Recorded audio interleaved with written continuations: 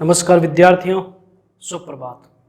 आज मैं फिर आपके सामने अनिल व्यास द एडुवोकेट चैनल पर आज मैं आपके सामने एक टॉपिक जो करवा रहा हूँ वो लगभग सभी कक्षाओं के लिए और प्रतियोगी परीक्षाओं के लिए बहुत ज़्यादा महत्वपूर्ण है। वो है टॉपिक आपके सामने संज्ञा का। संज्ञा के बारे में मैं आपके सामने आज कुछ बातें पेश कर रहा हूँ। देखिए, संज्ञा एक ऐसी है जिसकी कभी परिभाषा भी पूछ ली जाती है तो कभी उसको उदाहरण के रूप में पूछ लिया जाता है। प्रतियोगी परीक्षाओं में उदाहरण के माध्यम से एक उदाहरण दे दिया जाता है और उदाहरण के अनुसार उसमें पूछा जाता है। और कक्षाओं के अंतर्गत अगर आप छोटी कक्षाओं में देखते हैं तो इनकी परिभाषाओं के आधार पर इनके उदाहरण पूछ लिए जाते हैं, ठीक है ना। और 12वीं क्लास के लिए एक पद परिचय नामक टॉपिक है, उसमें भी आपकी संज्ञा बहुत ज़्यादा काम की है। 6ठी, 7वीं, 8वीं, 9वीं क्लास के लिए आपकी संज्ञा का पूरा टॉपिक दिया हुआ है। तो इसलिए ये टॉपिक लगभग सभी कक्षाओं के लिए और लगभग सभी प्रतियोगी परीक्षाओं में इस टॉपिक को विशेष रूप से पूछा जाता है। मैं इसको आपको के सामने सरलतम तरीके से प्रस्तुत कर रहा हूँ। सबसे पहले मैं बार बार कह रहा हूँ, प्रतियोगी परीक्षाओं में इनकी परिभाषाओं के आधार पर प्रश्न बनते हैं।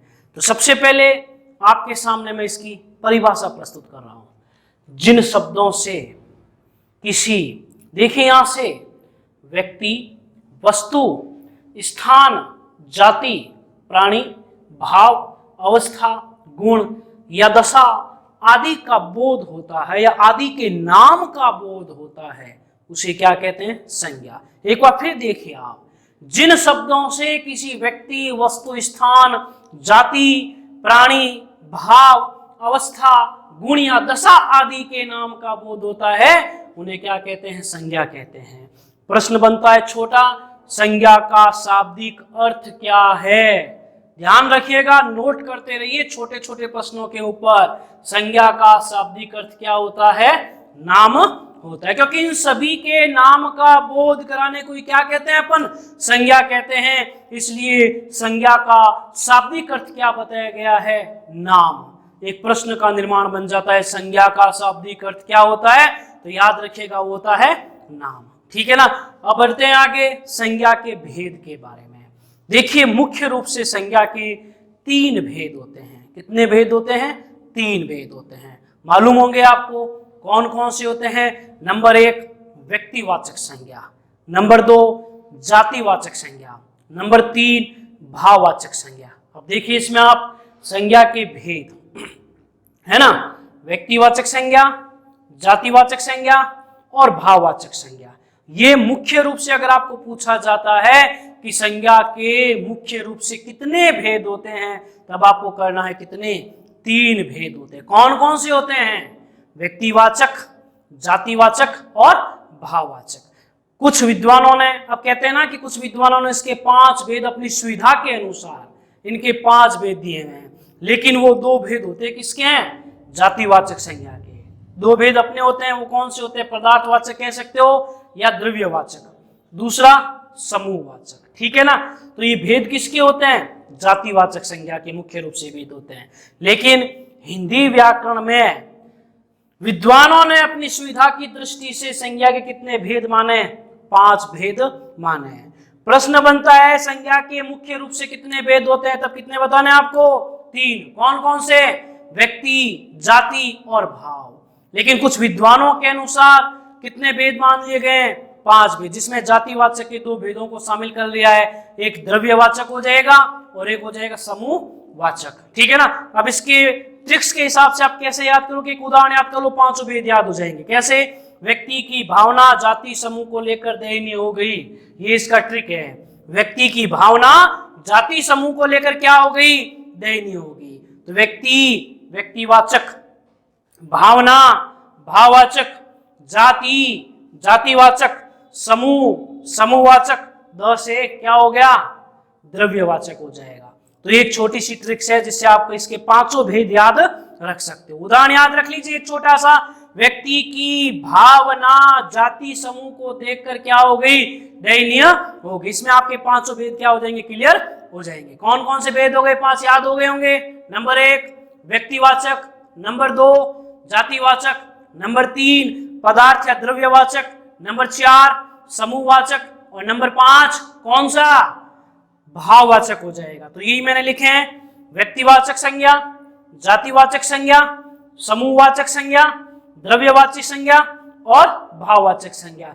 तो मुख्य रूप से कितने भेद होंगे, हो गया क्लियर, याद साथ साथ में करते रहो। कितने भेद हो गए मुख्य रूप से, 3। कौन कौन से, व्यक्ति, जाति और भाव। विद्वानों की सुविधा की दृष्टि के अनुसार कितने भेद, 5 भेद। कौन कौन से, व्यक्ति, जाति, पदार्थ या द्रव्य कहते हैं जिसको, समूह और भाववाचक हो जाएगा। ट्रिक्स याद हो गई होगी।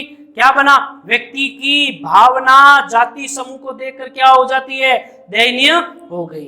तो व्यक्ति से व्यक्तिवाचक, भावना से भाववाचक, जाति से जातिवाचक, समूह से समूहवाचक और द से क्या बन गया, द्रव्यवाचक बन जाएगा, द्रव्यवाची बन जाएगा। तो इस प्रकार आपके सामने संज्ञा की मैंने परिभाषा याद कर लीजिएगा। छोटा रूप क्या बताया था, उसका शाब्दिक अर्थ क्या बताया था, नाम, ये भी याद रखिए। मुख्य रूप से कितने भेद, 3। अब यहाँ पे प्रश्न एक और बन सकता है, जातिवाचक के कौन कौन से भेद होते हैं, तो कितने भेद होते हैं, 2। कौन कौन से, द्रव्यवाची और दूसरा समूहवाचक। इन्हीं को विद्वानों ने दृष्टिगत आधार कर क्या कर दिया, 5 भेद बना दिए संज्ञा के। कौन कौन से हो गए, याद हो गए होंगे, व्यक्ति, जाति, समूह, द्रव्य और भाववाचक। तो इस प्रकार कितने भेद हो जाएंगे, 5 भेद हो जाएंगे। ठीक है, हाँ। तो संज्ञा में 5 भेद बताए थे मैंने विद्वानों की दृष्टि से, मुख्य भेद 3। अब मैं उन 5 में नंबर 1 भेद आपके सामने रखता हूं। नंबर 1 कौन सा था, व्यक्तिवाचक। व्यक्तिवाचक में उस एक वस्तु की विशेषता का कारण कोई ना कोई आपके सामने एक वस्तु मिलेगी। सबसे पहले इसकी मैं परिभाषा रखता हूं, किसी एक वस्तु, क्या, किसी एक वस्तु अथवा एक व्यक्ति का बोध कराने वाली संज्ञा क्या कहलाती है, व्यक्तिवाचक संज्ञा कहलाती है। किसी एक वस्तु अथवा एक व्यक्ति का बोध कराने वाली संज्ञा व्यक्तिवाचक संज्ञा कहलाती है। अब मैं इसको अलग अलग प्रकार से परीक्षा की दृष्टि से कैसे प्रश्न पूछा जाता है, आपको एक वाक्य दे दिया जाएगा और उस वाक्य में पूछा जाएगा इसमें कौन सी संज्ञा है या सर्वनाम है या विशेषण है। और उसमें संज्ञा में भी आपको पूछ लिया जाता है व्यक्तिवाचक है या द्रव्यवाचक है या समूहवाचक है या भाववाचक है या जातिवाचक है ना। तो इसी प्रकार मैं कुछ मुख्य बिंदु आपके सामने प्रस्तुत कर रहा हूं उदाहरण के रूप में, जिसको आप अपने एकदम माइंड में उतार लीजिएगा, फिर व्यक्तिवाचक संज्ञा में कहीं पे भी आपकी गलती नहीं होगी। तो शुरुआत कर रहा हूं, साथ साथ में आप कोशिश कीजिए कि उसको मनन करोगे तो आपको अच्छी तरह से याद भी हो जाएंगे। ऐसे मैं बाद में आपको उतारने के लिए टाइम दे दूंगा या फिर आप अपना मोबाइल से फोटो खींच लीजिएगा।